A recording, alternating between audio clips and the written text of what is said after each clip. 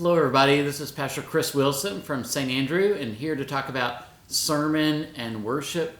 We are starting a new sermon series this week, and the title of the sermon series is simply, "It Comes in Threes." We've all heard that phrase before, and one of the interesting things about Scripture is the numerology of three shows up quite a bit in Scripture in some obvious ways and maybe in some not so obvious ways. But all 3 weeks, even though we have the theme of three, it comes in threes, actually the sermon series is 3 sermons. So lots of threes out there. But the first sermon that I'm going to be preaching on this coming Sunday, it comes from the book of 1 Corinthians. And the text that we'll be reflecting on is chapter 13. It's lovingly known as the love chapter. 1 Corinthians 13 is the description of love.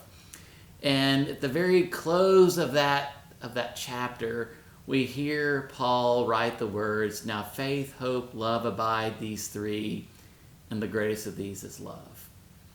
But as Paul describes love, there are 3 things that are essential: faith, hope, and love. Those are the 3 things that Paul talks about.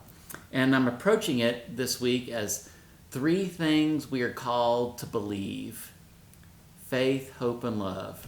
We're called to live these things, but we have to believe them if we're going to live them.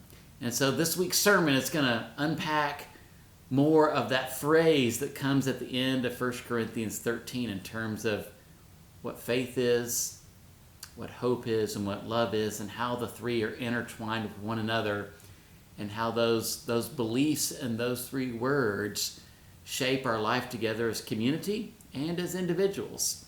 So as we kick off this series of 3, the first 3 things we're going to talk about is faith, hope, and love. So come join us on Sunday as we start off the series of It Comes in Threes.